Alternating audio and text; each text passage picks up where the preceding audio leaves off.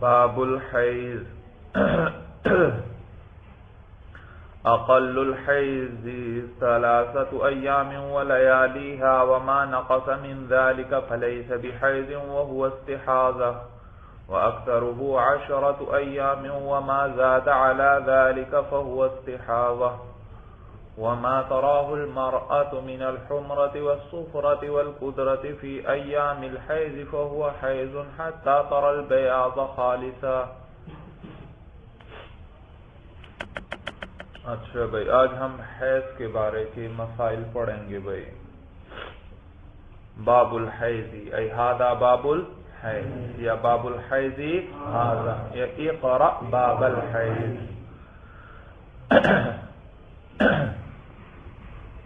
حیض کے لغوی معنی بہنے کے ہیں بھائی، بہنا۔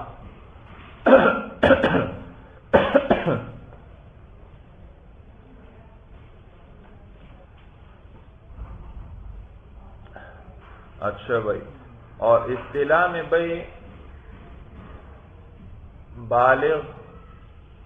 بالغہ عورت جو ہے اس کو ہر ماہ کچھ ایام خون آتا ہے، اسے حیض کہتے ہیں بھائی۔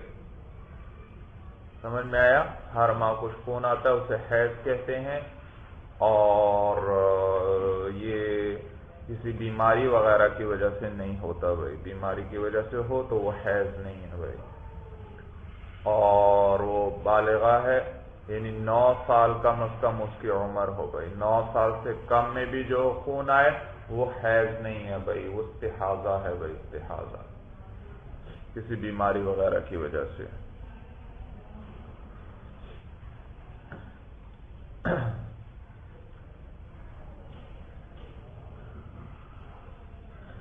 تو عورت کو یاد رکھیے خون جو آتا ہے وہ 3 قسم پر ہے بھائی، ایک حیض کہلاتا ہے، ایک استحاضہ اور ایک نفاس بھائی۔ حیض تو میں نے بتلایا بھائی، ہر ماہ اس کو آتا ہے کچھ چند ایام خون، وہ حیض کہلاتا ہے۔ نفاس وہ خون ہے جو بچے کی پیدائش کے بعد آتا ہے، اور استحاضہ جو ہے یہ کسی بیماری وغیرہ کی وجہ سے آتا ہے بھائی، اسے استحاضہ کہتے ہیں بھائی۔ سمجھ میں آیا بھائی؟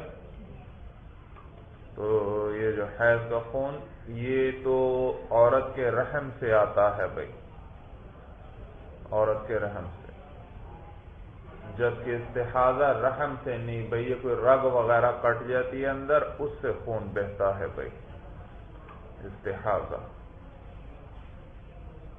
بات سمجھ نہیں آئی سب کو بھائی؟ عام عادت کے مطابق جو خون آتا ہے وہ کیا کہلاتا ہے؟ حیض، اور جو بچے کی ولادت کے بعد آئے وہ نفاس، اور اس کے علاوہ جو بیماری وغیرہ کی وجہ سے آتا ہے استحاضہ کہلاتا ہے۔ سمجھ میں آیا جی؟ تو یہ جو استحاضہ اسے لیکیوریا کہتے ہیں بھائی، لیکیوریا یہ استحاضہ ہے۔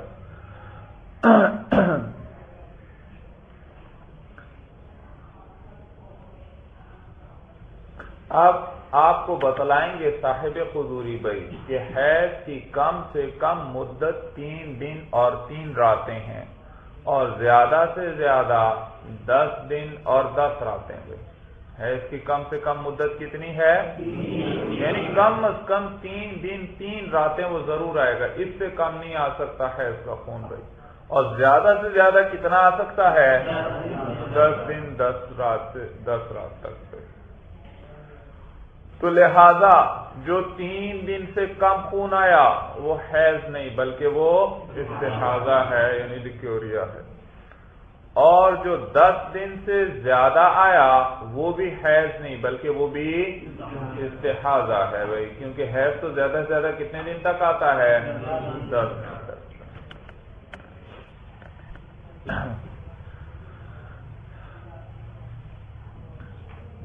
اقل الحیض 3 ایام ولیالیها، کم سے کم حیض کی مدت جو ہے وہ 3 دن اور 3 راتیں ہیں، وما نقص من ذالک، اور وہ جو کم ہو اس سے، یعنی 3 دن 3 رات سے جو کم ہو، فلیس بحیض، وہ حیض نہیں ہے، وہو استحاضۃ، اور وہ کیا ہے؟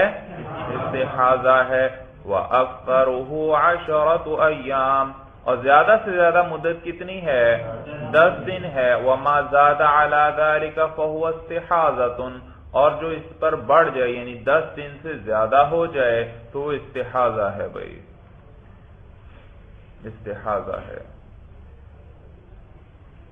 سمجھ میں آیا؟ اور حیض میں یاد رکھیے بھئی یہ ہر مہینے عورت کو آتا ہے اور مقررہ تاریخ پر آتا ہے۔ سمجھ میں آیا بھئی؟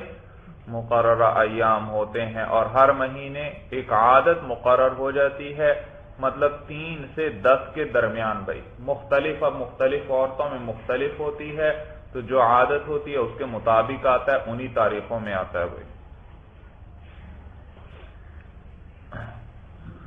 کہتے ہیں وما تراه المرأة من الحمرة والصفرة والقدرة في أيام الحيض فهو حيض۔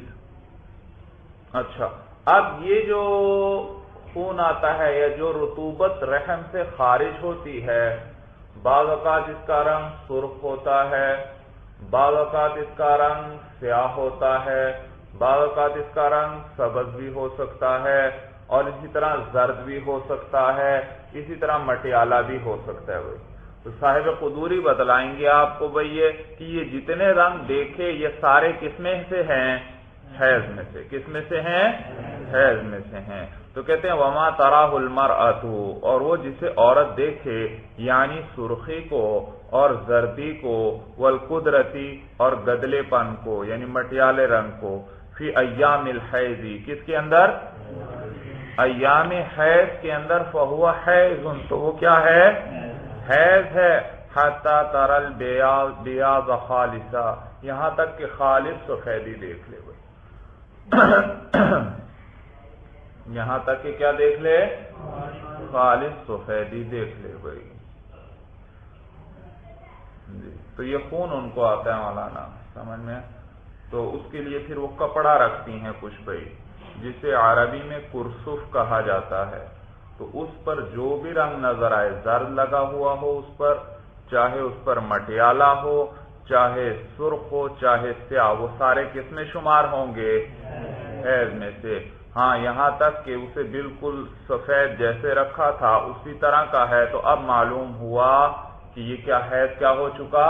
ختم ہو چکا ہے بھائی، حیض ختم ہو چکا۔ والحیض یسقط عن الحائض الصلاة ویحرم علیہ الصوم وتقضی الصوم ولا تقضی الصلاة۔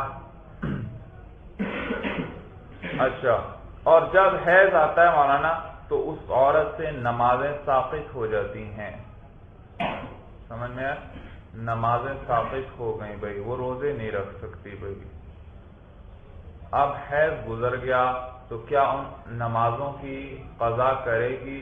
ان روزوں کی قضا کرے گی؟ تو آپ کو بتلا رہے ہیں بھائی کہ نمازوں کی قضا نہیں کرے گی اور روزوں کی قضا کرے گی، روزوں کی قضا کرے گی۔ دیکھو شریعت میں بڑی آسانی ہے بھائی، اب ہر مہینے اس کو حیض آتا ہے تو ہر مہینے اس کو 5-6 دن کے جو ہیں کیا کرنا پڑیں گی؟ نمازیں قضا کرنا پڑیں گی، تو بڑی مشقت ہے اس میں اس کے لیے بھائی۔ تو شریعت نے وہ نمازیں ہی معاف کر دیں اس سے بھائی، کہ جتنے دن حیض آیا تھا ان کی نمازیں قضا کرنے کی بھی ضرورت نہیں بھائی، تمہارے ذمہ یہ ہیں ہی نہیں۔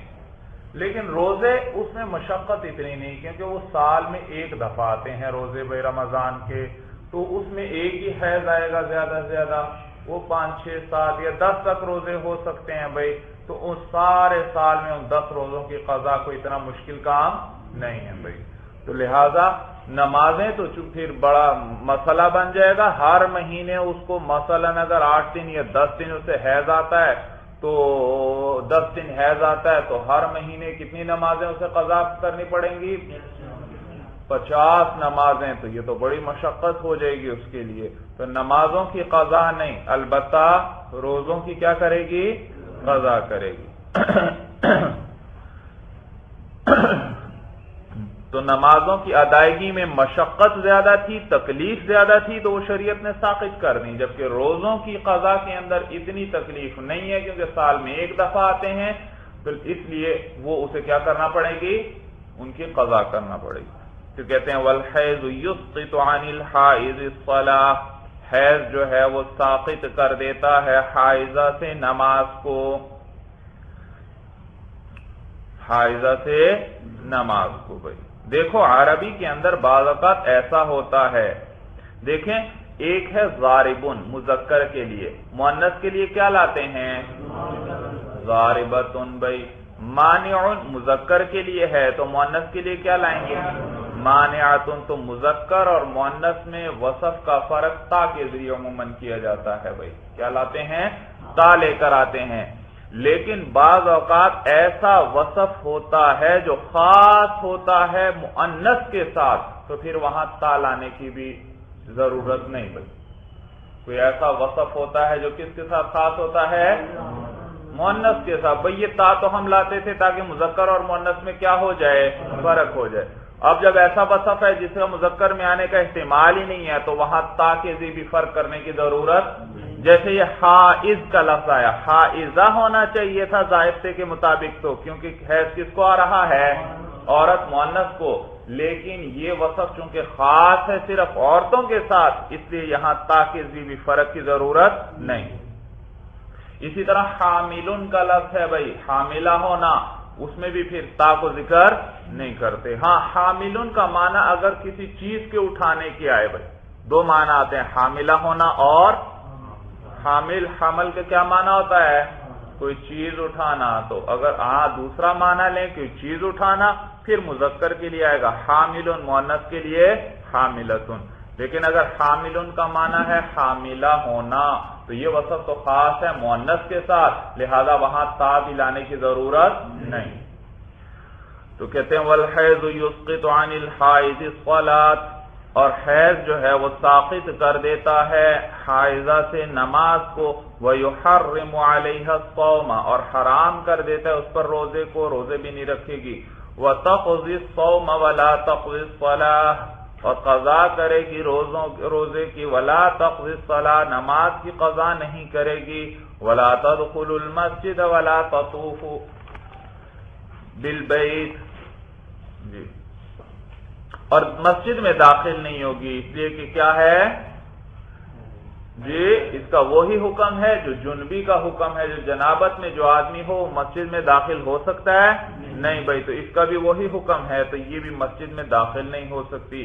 وَلَا تَطُوفُ بِالْبَيْتِ، اور بیت اللہ کا طواف بھی نہیں کر سکتی، بھائی حج کے لیے گئی ہے، ایام حیض شروع ہو گئے، تو ان ایام کے اندر وہ طواف نہیں کر سکتی، بھئی یہاں تک کہ حیض کیا ہو جائے، ختم ہو جائے، کیونکہ طواف بھی کہاں کرنا پڑتا ہے، مسجد الحرام کے اندر کرنا پڑتا ہے۔ بھئی سورج سمجھ میں آ گئی بھئی؟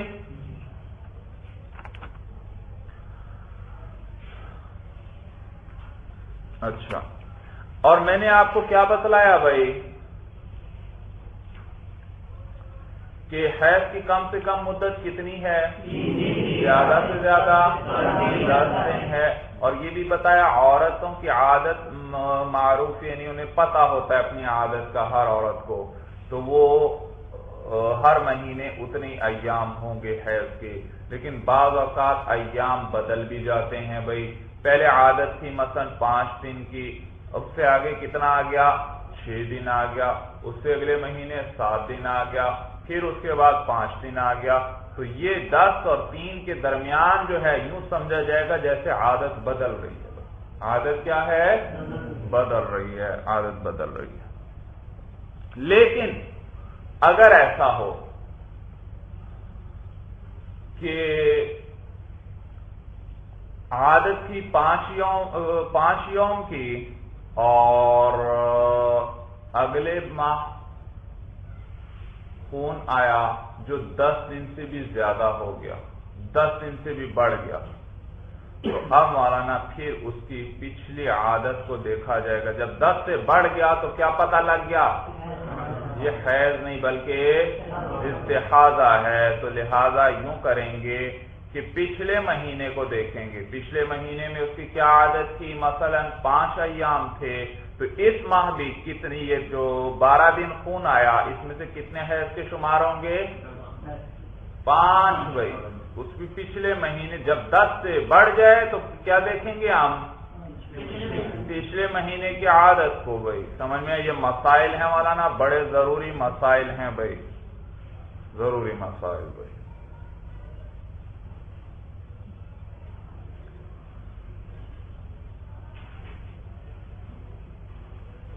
تو اس کے پچھلے مہینے کی عادت کو دیکھا جائے گا، تو جتنا پچھلے مہینے میں جتنے ایام حیض کے تھے اس میں سے بھی اتنے ایام حیض کے شمار ہوں گے، اور باقی کیا شمار ہوگا، استحاضہ۔ تو اس نے 12 دن خون دیکھا تو کتنے دن حیض کے شمار ہوں گے، 5 دن حیض کے شمار ہوں گے، اور 7 دن کیا شمار ہوگا، استحاضہ۔ اور استحاضے کا حکم آگے آنے والا ہے، اس کے اندر نمازیں پڑھی جاتی ہیں، لہذا اب یہ 7 دن کی نمازیں وہ کیا کرے گی، پڑھے گی بھائی، پڑھے گی۔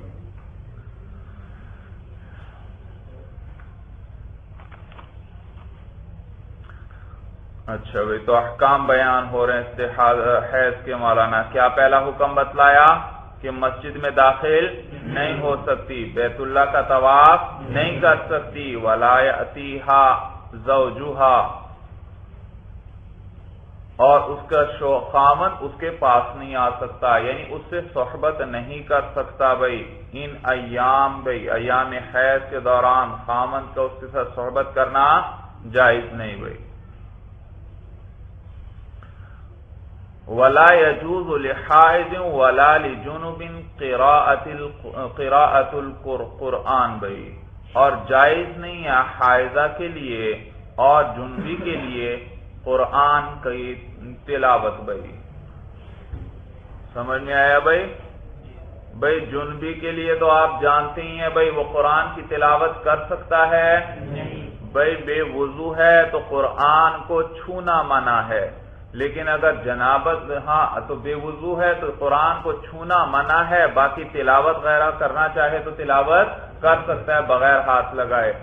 اور اگر جنابت کی حالت میں ہو تو پھر اس صورت کے اندر تلاوت بھی نہیں کر سکتا بھائی، تلاوت بھی نہیں کر سکتا۔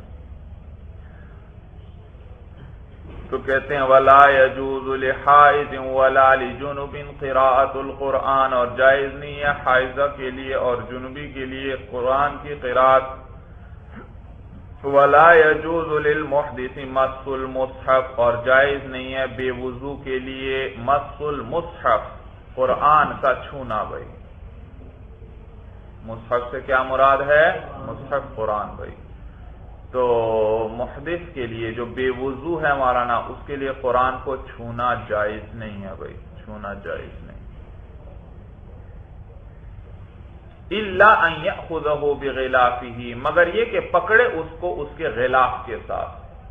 قرآن کو کس کے ساتھ ہاتھ لگائے بھائی، اس کے غلاف کے ساتھ ہاتھ لگائے، یہ جائز ہے مولانا اس کے لیے، لیکن یہ یاد رکھنا وہ غلاف ایسا نہ ہو جو قرآن کے ساتھ سلا ہوا ہو۔ اگر قرآن کے ساتھ سلا ہوا ہے تو وہ بھی اسی کی طرح ہو گیا، اس کو بھی ہاتھ لگانا جائز۔ ہاں اگر ایسا غلاف ہے جو الگ ہے، مثلا قرآن ہے، اس کے وہ تھیلی جس میں اس کو بند کرتے ہیں وہ اس سے الگ ہے ایک، تو اس کے ساتھ اس کو چھونا اور ہاتھ لگانا بے وضو کے لیے جائز ہے بھائی، جائز۔ یہاں تک مسئلہ سمجھ میں آیا بھائی؟ اسی طرح بھائی تو جب بے وضو کے لیے قرآن کو ہاتھ لگانا جائز نہیں، تو حائضہ اور جنبی کے لیے بطریق اولا، جب ان کے لیے تو تلاوت بھی منع ہے تو قرآن کو چھونا تو ان کے لیے بطریق اولا منع ہے بھائی، منع ہے۔ سمجھ میں آیا؟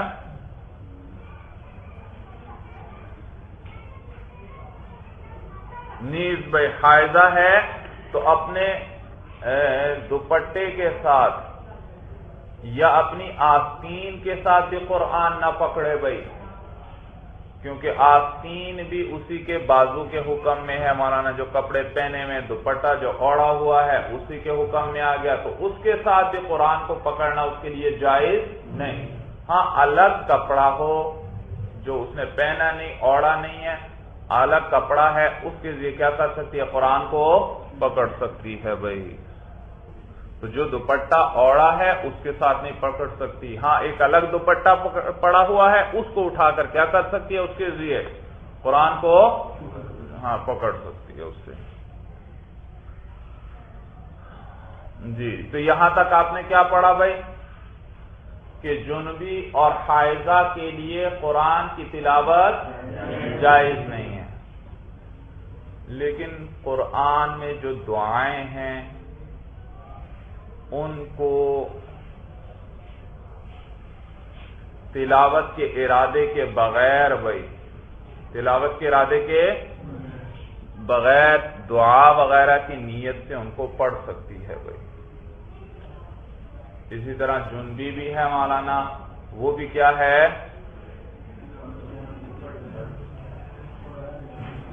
تلاوت کی نیت نہ ہو مولانا، بلکہ کون سی نیت ہو؟ دعا کی نیت سے پڑھا اس کو۔ تلاوت کی نیت سے پڑھا تو حرام ہے مولانا، دعا کی نیت سے پڑھا مثلا سورہ فاتحہ ساری کی ساری کیا ہے؟ دعا، تو اس کو دعا کی نیت سے پڑھے تو پھر ٹھیک۔ اسی طرح یاد رکھیے مولانا، درود شریف ہے، کلمہ ہے اور ذکر اذکار، یہ بھی سب جائز ہیں، صرف کیا منع ہے؟ قرآن کی تلاوت منع ہے بھائی۔ اور اسی طرح بھائی اگر پڑھانے والی ہے کوئی بھائی ایام حیض کے اندر، اسے چاہیے کہ ایک ایک دو دو لفظ توڑ توڑ کر پڑھائے، پوری آیت نہ پڑھائے، دو دو لفظ توڑے، ان میں سانس لے بیچ میں بھائی، تو توڑ توڑ کر پڑھاتی رہے بھائی۔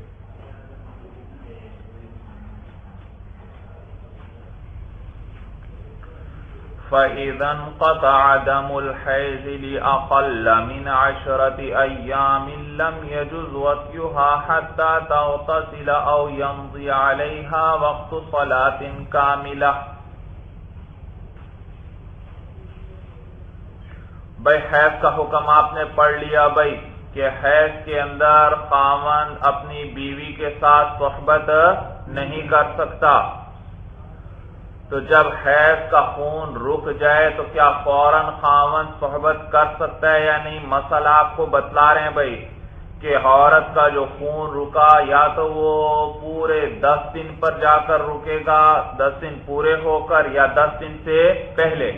یاد رکھو اگر خون 10 دن سے پہلے رک جائے بھائی تو خون کے رکتے ہی، مثلا عورت کا خون رک گیا 5ویں دن بھائی، تو خون کے رکتے ہی فوراً ہم یہ نہیں کہ حکم لگا دیں گے حیض ختم ہوا خاوند کے لیے صحبت کرنا جائز، بلکہ اب انتظار کیا جائے گا اتنا کہ عورت کیا کر لے؟ غسل کر لے، نہا لے۔ جب غسل کر لے گی، نہا لے گی، تو اب خاوند کے لیے صحبت کرنا جائز۔ یا اتنا وقت پوری ایک نماز کا وقت گزر جائے کہ عورت کے ذمے نماز واجب ہو جائے بھائی، کیا ہو جائے؟ ایک پوری نماز کا وقت گزر جائے کہ اس کے ذمے ایک نماز واجب ہو جائے، نماز واجب ہو جائے بھائی، تو پھر خاوند کی اب چاہے غسل بھی نہ کیا ہو لیکن اتنا وقت گزر گیا کہ اس کے ذمہ ایک نماز واجب ہو گئی، تو اب خاوند کے لیے صحبت کرنا جائز ہے۔ مسئلہ سمجھ میں آیا بھائی؟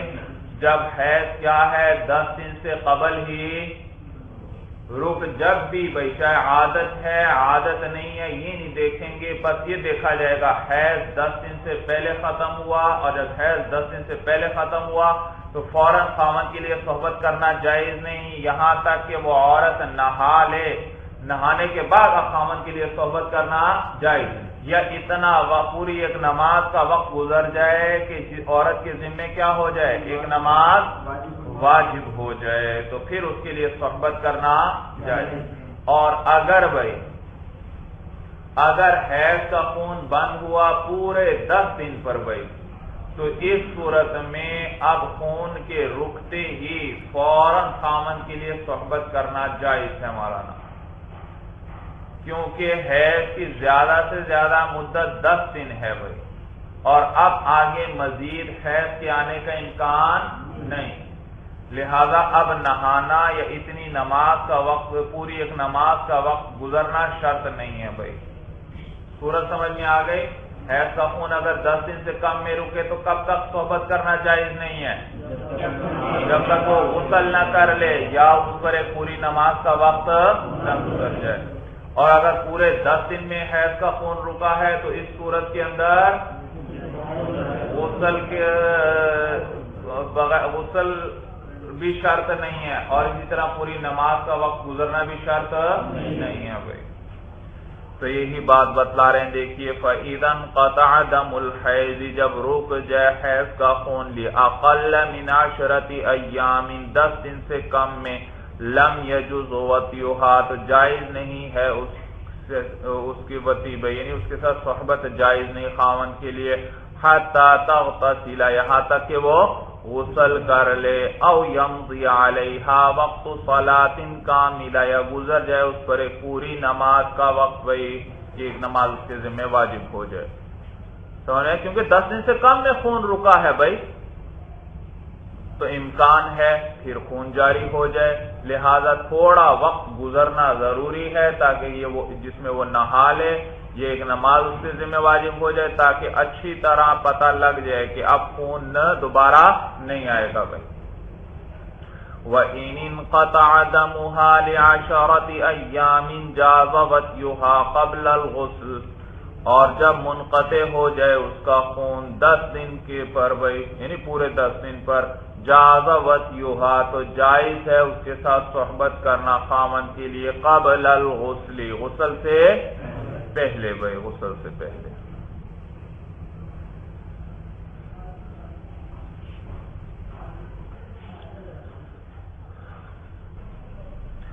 وَالطُّهْرُ إِذَا تَخَلَّلَ بَيْنَ الدَّمَيْنِ فِي مُدَّةِ الْحَيْضِ فَهُوَ كَالدَّمِ الْجَارِي. یہ مسئلہ اچھی طرح سمجھ لو مولانا. طہر متخلل بھائی طہر متخلل کسے کہتے ہیں آگے آپ کو بتلائیں گے مولانا. یہ جو 2 حیضوں کے درمیان کا زمانہ ہے یہ طہر کہلاتا ہے. کیا کہلاتا ہے؟ پاکی کا زمانہ ہے. تو 2 حیضوں کے درمیان جو زمانہ ہے مثلا ایک مہینے میں بھی 5 دن حیض آیا اگلے مہینے بھی 5 دن حیض آیا اور یہ جو درمیان والے ایام ہیں جن میں خون نہیں آ رہا یہ کون سا زمانہ ہے؟ پاکی کا ہے. کیا کہتے ہیں اس کو؟ طہر بھائی طہر. اور آگے آپ کو بتلائیں گے کہ طہر کی کم سے کم مقدار 15 دن ہے. طہر کی کم سے کم مقدار کتنی ہے؟ 15 دن ہے. اس سے کم طہر ہو سکتا ہے؟ نہیں بھائی. جب اقل مدت بتا دی معلوم ہو اس سے کم طہر. اچھی طرح یہ طہر اور طہر متخلل والا مسئلہ سمجھ لو. 15 دن سے کم طہر ہو سکتا ہے؟ 15 دن سے کم طہر نہیں ہو سکتا. اچھا اگر 15 دن سے کم ہو جائے طہر تو یہ طہر متخلل کہلاتا ہے. کیا کہلاتا ہے؟ طہر متخلل کہلاتا ہے. اور یاد رکھو یہ بھی کس کے حکم میں ہے؟ جاری خون کے حکم میں ہے. خون تو بند ہے لیکن شمار یوں ہی کیا جائے گا گویا کہ اس کو اب بھی خون آتا آیا ہے ان ایام میں بھی خون آتا رہا ہے اس کو. کیا ضابطہ سمجھا بھائی؟ اقل طہر کی کتنی مدت ہے بھائی؟ 15 دن. اور 15 سے کم دن باقی کے دیکھے بھائی وہ کیا کہلائے گا؟ طہر متخلل کہلائے گا بھائی. طہر متخلل کہلائے گا بھائی. اور یہ کس کے حکم میں ہے؟ جاری خون کے حکم میں. بھائی خون آ تو نہیں رہا لیکن شمار یوں ہی کیا جائے گا کہ گویا ان ایام میں بھی خون آیا ہے. ان ایام میں بھی. مسئلہ سمجھ میں آیا کہ نہیں سمجھ میں آیا بھائی؟ اچھا دیکھو بھائی مثالوں سے وضاحت ہوگی. فلا آپ کو میں نے بتلا دیا اب آپ مجھے حکم بتلاتے جائیں. ایک عورت نے 3 دن خون دیکھا 3 دن 3 راتیں پھر 15 دن خون نہیں دیکھا پھر 3 دن 3 راتیں خون دیکھا. اب آپ مجھے حکم بتائیے. پہلے 3 دن کا کیا حکم؟ حیض. کیوں حیض ہے؟ کیونکہ حیض کی کم سے کم مدت کتنی ہے؟ اور 3 دن یہاں پورے ہوئے. اچھا جو آخر میں خون آیا 3 دن، وہ جو 15 دن کے بعد 3 دن خون دیکھا اس کا کیا حکم ہے؟ بھائی وہ بھی حیض ہے، کیونکہ حیض کی کم سے کم مدت کتنی ہے؟ 3 دن 3 راتیں، تو وہ بھی حیض. اور درمیان میں پاکی کا کتنا زمانہ دیکھا؟ 15 دن. اور اقل طہر کی مقدار کتنی ہے؟ وہ بھی پورے ہیں. لہذا درمیان والا طہر اور شروع میں اور آخر میں کیا ہے؟ مسئلہ سمجھ میں آیا؟ اب آپ مجھے بتائیے دوسری صورت، ایک عورت نے 1 دن خون دیکھا، پھر 14 دن تک خون نہیں دیکھا، پھر 2 دن خون دیکھا. اب آپ بتائیے یہ شروع میں 1 دن آیا، یہ حیض ہے یا استحاضہ ہے؟ استحاضہ. کیوں ہے؟ کیونکہ یہ 3 دن سے کم ہے. اچھا اس کے بعد آخر میں 2 دن دیکھا، وہ حیض ہے یا استحاضہ ہے؟ وہ بھی استحاضہ، کیونکہ وہ بھی 3 دن سے کم ہے. اچھا درمیان میں 14 دن جو اس نے دیکھے جس میں خون نہیں آیا، یہ کیا ہے؟ یہ طہر ہے یا طہر متخلل ہے؟ یہ طہر متخلل ہے. کیوں طہر متخلل ہے؟ کیونکہ یہ 15 دن سے کم تھا بھائی. حالانکہ طہر کی تو کم سے کم مدت کتنی ہے؟ 15 دن ہے، اور یہ 15 سے کم ہے. تو شروع میں بھی استحاضہ، آخر میں بھی استحاضہ، اور درمیان میں آیا طہر متخلل. اور طہر متخلل کس کے حکم میں ہے؟ جاری خون کے حکم میں ہے. گویا یوں سمجھا جائے گا یہ 14 دن ملاؤ، شروع کا 1 دن ملاؤ، کتنے ہو گئے؟ 15. اور آخر کے 2 دن ملاؤ 17. یوں سمجھیں گے یہ 17 کے 17 دن اس کو مسلسل خون آتا رہا، کیونکہ یہ طہر متخلل کس کے حکم میں ہے؟ جاری. تو یوں سمجھیں گے گویا اس کو 17 دن مسلسل خون آتا رہا. تو معلوم ہوا یہ سارا استحاضہ ہے. یہ سارا کیا ہے؟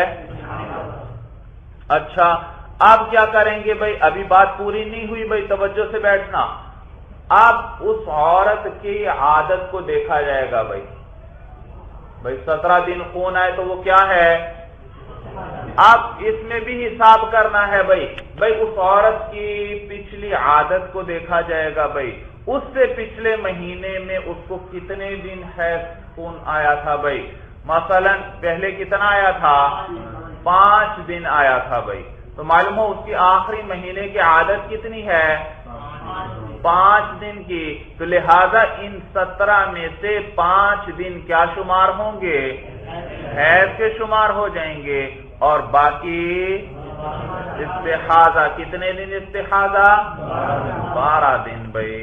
سورج سمجھ میں آ گئی بھائی؟ 12 دن استحاضہ. اور ان 12 دنوں کا کیا حکم ہے؟ اس سے نمازیں ساقط ہوئیں؟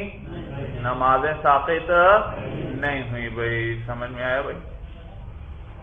مسئلہ سب کو سمجھ میں آیا؟ اچھا اب ایک اور صورت مجھے بتاؤ. ایک عورت ہے، اس کو 1 دن خون آیا، پھر اس کے بعد 15 دن خون نہیں دیکھا اس نے، پھر اس نے 2 دن خون دیکھا بھائی. کیا حکم لگائیں گے؟ شروع کا 1 دن، آخری 2 دن، اور درمیان میں جو 15 دن ہیں یہ طہر ہے. تو یہ جاری خون کے حکم میں ہے؟ یہ نہیں بھائی، یہ پاکی ہی کا زمانہ ہے. سورج سمجھ میں آ گئی؟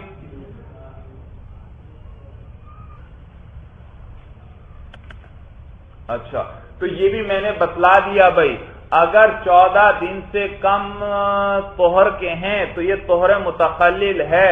تو اس صورت میں اب حیض کا حساب لگایا جائے گا بھائی. جتنی اس کی گزشتہ ماہ کے اندر حیض کی عادت تھی وہی عادت یہاں پر بھی حیض شمار ہوگی. مثلا بھائی ایک عورت ہے، اس کو ہر مہینے کی پہلی، دوسری اور تیسری کو حیض کا خون آتا ہے. پہلی تاریخ، دوسری تاریخ اور 3 ایام ہیں اس کے حیض کے. اب یہ تو اس کی عادت ہے. اب ایک مہینہ ایسا ہوا کہ اس نے ایک دن خون دیکھا، آنا چاہیے تھا بھائی 3 دن، لیکن اس نے پہلی تاریخ کو خون دیکھا اور پھر 14 دن جو ہیں 14 دن خون نہیں دیکھا، پھر اس کے بعد اس نے ایک دن خون دیکھا، کتنا؟ تو اب آپ بتائیے بھائی، شروع میں ایک دن خون، درمیان میں 14 دن خون نہیں دیکھا، پھر اس کے بعد ایک دن خون دیکھا، اب آپ بتائیے یہ شروع والا کیا ہے؟ استحاضہ، آخر والا کیا؟ استحاضہ، اور درمیان میں 15 سے کم دن ہے تو وہ کیا ہے؟ طہرے، اور طہرے متخلل کس کے حکم میں ہے؟ جاری خون، لہذا یوں سمجھیں گے کہ یہ 16 کے 16 دن اسے خون آتا رہا ہے، 16 کے 16 دن اسے خون آتا رہا ہے۔ اب یہ 16 دن بھائی استحاضہ کے ہیں بھائی، ان میں سے اب اس کے حیض کے ایام کا بھی حساب لگانا ہے آپ نے بھائی۔ اس کی عادت کیا تھی؟ 3 دن حیض آتا تھا، اور کون سی تاریخیں تھیں؟ پہلی، دوسری اور تیسری، تو لہذا ان 16 دنوں میں سے بھی پہلی، دوسری اور تیسرے دن کیا شمار ہوگا؟ حیض شمار ہوگا، اور باقی 13 دن یہ کیا شمار ہوں گے؟ استحاضہ کے۔ لہذا ان 3 دن کی نمازیں تو اس پر نہیں، لیکن باقی دن کی نمازیں اس کے ذمہ ہیں۔ صورت سمجھ میں آ گئی بھائی؟ ذمہ ہے۔ ہاں اب ہاں یہ مسئلہ سمجھ لو بھائی، دیکھو عورت کی عادت کتنی تھی، چلو پہلے اس کی ایک اور مثال بنا لیں بھائی، پہلے ایک اور مثال بھی بنا لیں تاکہ بات اور واضح ہو جائے، پھر اس کے بعد پھر نمازوں کی طرف میں آتا ہوں بھائی۔ ایک عورت کی عادت مقرر ہے، مثلا اسے 7ویں تاریخ کو، 8ویں تاریخ کو، 9ویں تاریخ کو اور 10ویں تاریخ کو کیا آتا ہے؟ حیض کا خون آتا ہے۔ اب اس نے پہلی ہی تاریخ کو ایک دن خون دیکھا، پھر 14 دن خون نہیں دیکھا، پھر ایک دن کیا ہوا؟ خون دیکھا، تو درمیان میں ہے 14 دن، شروع میں ایک دن، آخر میں ایک دن، تو یہ شروع اور آخر کا کیا ہے؟ استحاضہ، اور درمیان میں جو 14 دن خون نہیں دیکھا یہ کیا ہے؟ طہرے۔ تو کل کتنے دن ہوئے؟ 16 دن۔ تو یہ طہر متقلل بھی دم جاری کی طرح ہے، تو 16 دن گویا اسے خون آیا ہے، اور ان 16 دنوں میں سے اس کی عادت اب دیکھیں گے، عادت کیا تھی؟ کن ایام میں اسے حیض آتے تھے؟ 7، 8، 9، 10 تک بھائی۔ تو اب ان میں سے بھی کیا کیا جائے گا؟ 4 دن حیض کے، لیکن کون سے؟ پہلے نہیں، اسی کے مطابق نکالو بھائی، اس کو کب آتا ہے؟ 7، 8، 9، 10 کو، اور اب جو خون شروع ہوا وہ مہینے کی پہلی تاریخ سے شروع ہو گیا تھا، تو لہذا معلوم ہوا پہلے 6 دن کیا ہے؟ استحاضہ، پھر وہ 4 دن کیا ہیں؟ اور اس کے بعد جو جتنے دن ہیں وہ بھی کس کے ہیں؟ استحاضہ کے۔ مسئلہ سب کو سمجھ میں آیا بھائی؟ تو لہذا اس کی عادت کی طرف لوٹا دیں گے بھائی، جو عادت تھی وہی یہاں شمار کیجئے۔ صورت سمجھ میں آ گئی بھائی؟ اب نمازوں کا مسئلہ آیا بھائی، وہ پہلی صورت مثلا کیا تھی؟ یا یہی صورت بنا لو بھائی، یہی صورت بنا لو، اس نے مہینے کی پہلی تاریخ کو کیا دیکھا؟ خون دیکھا، اور اس کی عادت کیا ہے؟ 7، 8، 9، 10 کی۔ اچھا، تو پہلے دن خون آیا، تو بھائی اب خون آئے گا اسے کچھ پتا نہیں یہ حیض کا ہے یا استحاضے کا، لہذا نمازوں سے خون دیکھتے ہی وہ رک گئی۔ ایک دن بعد خون بند ہوا، ایک دن بعد بند ہوا، تو اب بھائی پتا کیا چلا کہ یہ کون سا خون تھا، لہذا ان کی نمازیں قضا کرے گی ان دنوں کی۔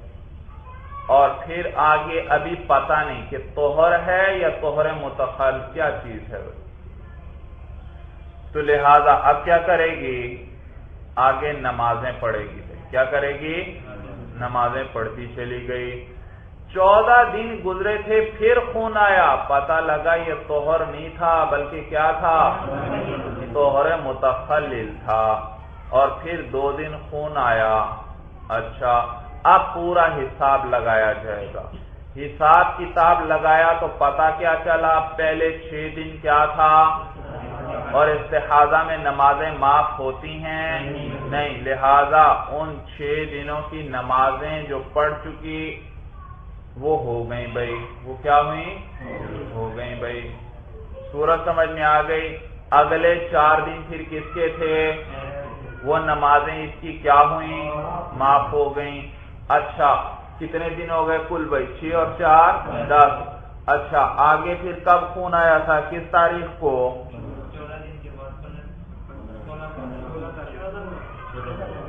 1 दिन और 14 दिन, 15, 16 को फिर खून आया। 1 दिन आया खून, 1 दिन मसा खून आया था, तो अब कितने दिन हो चुके हैं भाई, पहले 6 दिन क्या था, उसकी नमाजें क्या हो गई, हो गई। उसके बाद 4 दिन क्या आया, हैज आया, और हैज के तो उनकी नमाजें माफ भाई, वो पढ़ी भी थी तो वो नहीं भाई, वो हैज के अय्याम शुमार होंगे। अच्छा, उसके बाद भी अभी वो नमाजें पढ़ रही है मौलाना, 15 तारीख तक इसने फिर नमाजें पढ़ी हैं, फिर उसके बाद 1 दिन खून आया है, तो ये जो बीच की नमाजें हैं ये तो 16 तक नमाजें सारी इसके जिम्मे हैं। अब ये जो बीच में पढ़ती रही है कौन सी हुई है या कौन सी नहीं हुई, तो उलमा फरमाते हैं देखो 10 तारीख को इसका हैज खत्म हुआ है, हिसाब लगाया या नहीं आपने, और हैज से पाकी के बाद क्या करना पड़ता है, गुसल करना पड़ता है। तो अगर उसने गुसल करके फिर वो नमाजें पढ़ी थी तो उसकी वो नमाजें हो गईं। अगर गुसल के बगैर जो नमाजें पढ़ी थी 10 के बाद वो नमाजें नहीं हुई। सूरत मसला सबको समझ में आई भाई। 7, 8, 9, 10 ये कौन से अय्याम शुमार हैं, और 10 को गोया पाक हुई हैज से, अब इस्तिहाजा चल रहा है, तो हैज से पाक होने के बाद क्या करना पड़ता है, और अगर उसने गुसल कर लिया था उस वक्त तो उसके बाद की नमाजें सही, और अगर गुसल नहीं किया वैसे ही नमाजें पढ़ रही है क्योंकि खून तो आ नहीं रहा है भाई इन दिनों में, तो वो नमाजें नहीं हुई भाई नमाजें। या मसलन वो 12 तारीख को जाकर नहाई तो ये 2 दिन तो बगैर गुसल के उसने नमाजें पढ़ी, ये 2 दिन की नमाजें नहीं हुई भाई। हाँ, बाकी हो गई क्योंकि उसने फिर गुसल कर लिया था, बाकी नमाजें हो गई। सूरत समझ में आ गई। तो ज़ाब्ता बस याद रखो कि इस्तिहाजा की वजह से नमाजें साक़ित नहीं होती भाई, नमाजें क्या करना पड़ेंगी, पढ़ना पड़ेंगी भाई। अच्छी तरह सबको मसला समझ में आ गया भाई। तो ये मसाइल हैं मौलाना, ये औरतों के जरूरी मसाइल जो उनको हमेशा हमेशा पेश आते हैं, लेकिन भाई और औरतों को इन मसाइल का पता होना चाहिए, पूछना चाहिए उलमा इकराम से, बड़े मुफ्ती हजरात से मसाइल समझ। लेकिन औरतें भी आजकल के जमाने की अजीब हैं, हर चीज में माहिर होंगी मगर ये मसाइल इनकी तो गोया उनको हाजत ही नहीं होती, पूछती ही नहीं है कभी किसी। समझ में आया। तो या तो किताबें उलमा की मौजूद हैं उनसे खुद वो पढ़ना चाहिए उनको, या पूछना चाहिए किसी बड़े आलिम बड़े मुफ्ती से, भाई ये जरूरी मसाइल हैं भाई, देखो नमाज इबादत वगैरह का दारोमदार इन पर है, पाकी नापाकी का दारोमदार इन पर है, ये जरूरी मसाइल हैं भाई। अच्छा भाई, ये बात यहां तक सबको अच्छी तरह समझ में आ गई भाई। पहले जो 1 दिन इस्तिहाजा का था उसके बाद जो 5 दिन की नमाज़ पढ़ी हो सके वो अच्छा है पढ़ ले जी। पहला 1 दिन इस्तिहाजे के बाद, हाँ, इस्तिहाजे का मैंने हुक्म बता दिया, इस्तिहाजे की वजह से गुस्ल आता है, बताइए भाई, मैंने बताया कोई इस्तिहाजे में गुस्ल आता है, सोच में ना पड़ा करें, बस ये देखें भाई ज़ाब्ता इसके बारे में। हैज और निफास की बात कर रहा हूं, निफास में भी क्या करना पड़ता है, हैज में भी क्या करना पड़ता है।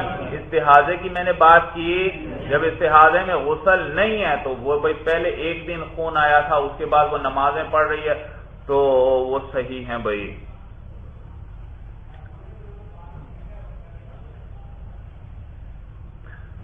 تو کہتے ہیں والطہر اذا تخلل بین الدمین فی مدت الحیض فہو کالدم الجاری، اور وہ طہر جو بیچ میں آ جائے دو خونوں کے، وہ طہر جو بیچ میں آ جائے دو خونوں کے، فی مدت الحیض مدت حیض کے اندر، فہو کالدم الجاری تو وہ کس کی طرح ہے؟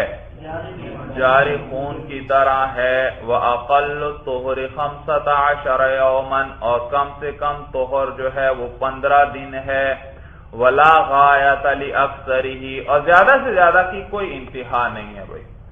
بھائی طہر کی اقل طہر کی تو حد بیان کر دی، کم سے کم کتنا ہوگا، اور زیادہ سے زیادہ کی طہر کی کوئی مقدار متعین، سالوں بھی گزر سکتے ہیں، ہو سکتا ہے کوئی عورت ہے اس کو 1 سال تک بھائی حیض پھر آیا ہی نہیں، بھائی ہو سکتا ہے 2 سال تک حیض آیا ہی نہیں، ہو سکتا ہے 10 سال تک حیض آیا ہی نہیں، تو یہ سارا کیا ہے؟ طہر ہے۔ یہ سارا کیا ہے؟ طہر۔ یا ساری زندگی اس کو حیض آیا ہی نہیں تو سارا کیا ہے؟ طہر ہے۔ مسئلہ سمجھ میں آیا بھائی؟ تو زیادہ مدت کی کوئی حد نہیں ہے، کتنا بھی ہو سکتا ہے بھائی۔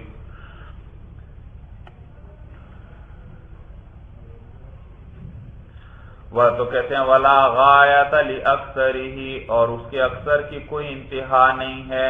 وَدَمُ الِاسْتِحَاضَةِ هُوَ مَا تَرَاهُ الْمَرْأَةُ أَقَلَّ مِنْ 3 أَيَّامٍ أَوْ أَكْثَرَ مِنْ 10 أَيَّامٍ، اور دم استحاضہ وہ خون ہے جس کو عورت دیکھے 3 دن سے کم بھائی، یا 10 دن سے بھائی، 3 دن سے کم وہ بھی کیا ہے؟ 10 دن سے زیادہ وہ بھی کیا ہے؟ تو یہی بات بیان کریں، دم استحاضہ وہ خون ہے جس کو دیکھے عورت 3 دن سے کم یا 10 دن سے زیادہ، فحکمہ حکم الرعاف، رعاف کہتے ہیں نکسیر کو مولانا، کس کو کہتے ہیں؟ نکسیر بھائی، نکسیر۔ بعض افراد کو دائمی نکسیر کا مرض ہوتا ہے بھائی، دائمی نکسیر کا، مثلا ناک سے خون آ رہا ہے، ہر وقت جاری ہے، تھوڑا تھوڑا خون ہر وقت جاری رہتا ہے۔ اب یہ معذور ہوا مولانا، اس کے لیے شریعت نے کیا حکم بیان کر دیا کہ ہر نماز کے لیے وضو کر لیا کرے، اور اس نماز کے وقت کے اندر جو نمازیں پڑھنا چاہتا ہے، قضا وغیرہ نوافل سنتیں ساری پڑھ سکتا ہے بھائی۔ ہر نماز کے لیے کیا کیا کرے بھائی؟ آپ لوگوں کے لیے تو مسئلہ ہے ایک وضو سے جتنی مرضی نمازیں پڑھو، لیکن ایک آدمی معذور ہے جس کو ہر وقت جس کا خون جاری ہے، یا ایک آدمی ہے اس کو ہر وقت پیشاب کے قطرے آنے کی بیماری ہے، اب اس کے لیے یہ لوگ معذور ہیں مولانا، ان کے لیے کیا حکم شریعت نے بیان کیا کہ ہر نماز کے لیے کیا کر لیا کریں؟ علیحدہ وضو۔ یہ نہیں کہ ایک ظہر کا وضو کیا تو مغرب تک چلا رہے ہیں، نہیں بھائی، ظہر کا وقت کے اندر اس کو وہ وضو ٹھیک، جیسے ظہر کا وقت ختم ہوگا وضو بھی کیا ہو جائے گا؟ ختم۔ عصر کے لیے پھر نیا وضو کریں، پھر عصر کے وقت میں جو چاہیں اس سے پڑھیں، اور جیسے عصر کا وقت ختم ہوگا وضو پھر کیا ہو جائے گا؟ ختم ہو جائے گا۔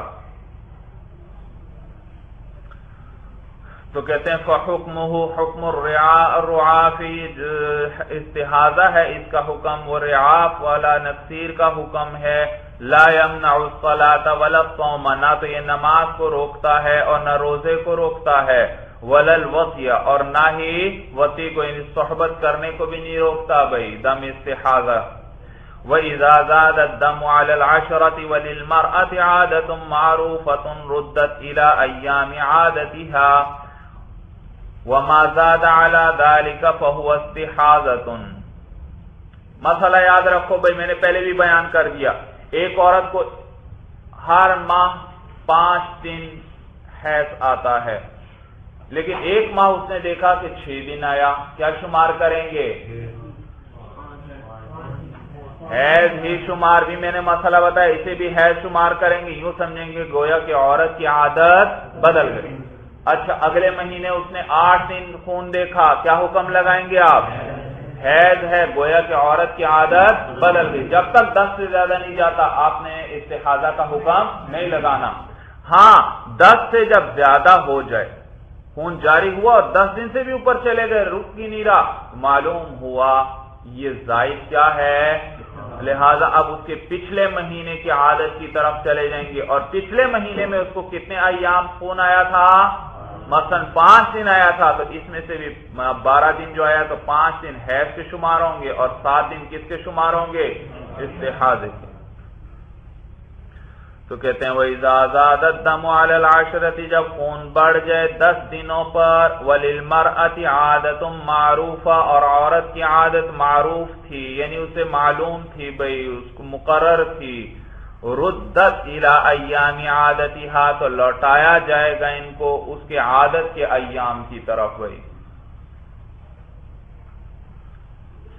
وَمَا زَادَ عَلَىٰ ذَلِكَ فَهُوَ اسْتِحَاضَةٌ، اور جو اس عادت پر زائد ہوگا وہ کیا ہے، استحاضہ ہے۔ وَإِنِ ابْتَدَأَتْ مَعَ الْبُلُوغِ، وَإِنِ ابْتَدَأَتْ مَعَ الْبُلُوغِ مُسْتَحَاضَةً فَحَيْضُهَا 10 أَيَّامٍ مِّن كُلِّ شَهْرٍ وَالْبَاقِي اسْتِحَاضَةٌ۔ صورت مسئلہ یہ آپ نے کیا پڑھا بھائی، حیض کی کم سے کم مدت کتنی ہے، زیادہ سے زیادہ کتنی ہے، 10 دن ہے بھائی، 10 دن۔ اچھا، اور یہ بھی مسئلہ پڑھا آپ نے بھائی کہ ہر عورت کی ایک عادت ہوتی ہے، معروف ہوتی ہے، اسے پتہ ہوتا ہے بھائی، تو اگر اس سے خون بڑھ گیا اور 10 دن سے بھی اوپر چلا گیا تو ہم کس کی طرف لوٹائیں گے اس کو، اس کی عادت کی طرف لوٹائیں گے، تو اس عادت کے مطابق جو ایام ہوں گے وہ حیض شمار ہوں گے، اور زائد کیا شمار ہوں گے، زائد استحاضہ شمار ہوں گے۔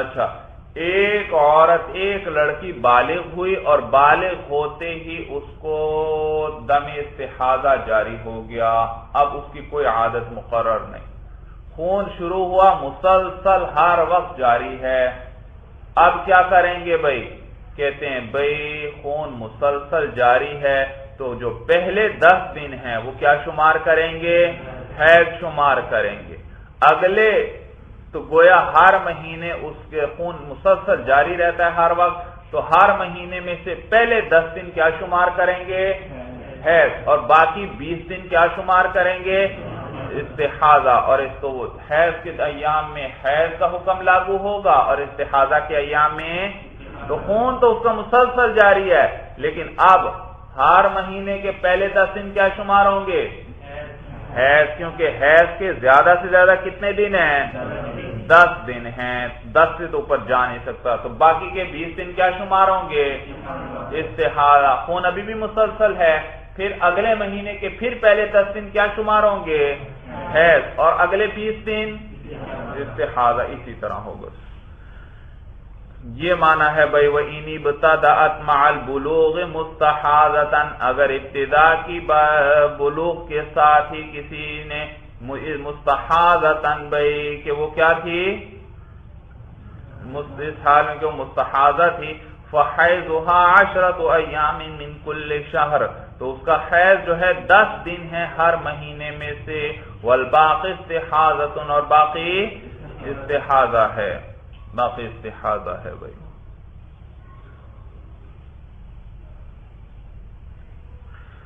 والمستحاضة ومن به سلس البول والرعاف الدائم والجرح الذي لا يرقع يتوضؤون لوقت كل صلاة ويصلون بذلك في الوقت ما شاءوا من الفرائض والنوافل۔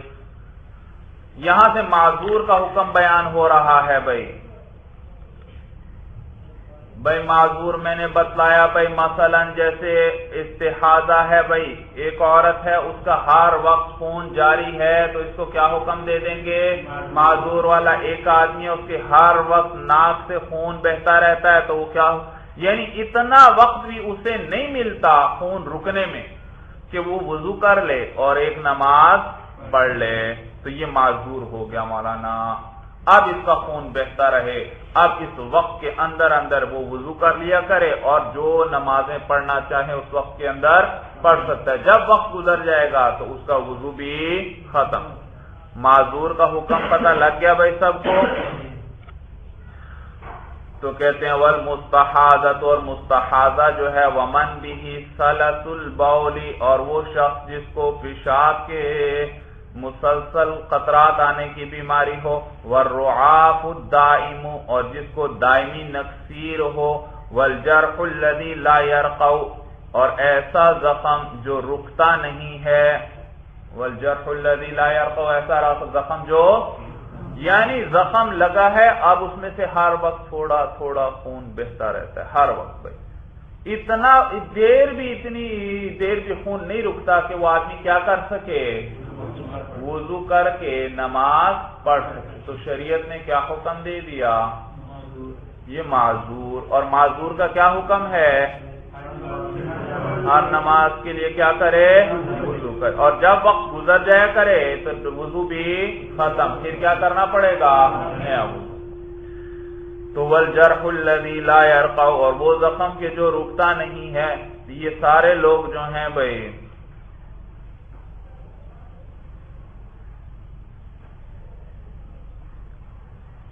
اچھا دوبارہ دیکھو ترجمہ، والمستحاضہ، اور وہ عورت جسے استحاضہ ہو، ومن بہ سلس البول، اور وہ شخص جسے سلس البول کی بیماری ہو، یعنی پیشاب کے قطرات ہر وقت آتے ہیں، والرعاف الدائم، اور وہ شخص جسے کیا ہو، دائمی نکسیر ہو، اس کا عطف ہے مولانا سلس البول پر، ومن بہ الرعاف الدائم، وہ شخص جسے دائمی نکسیر ہے۔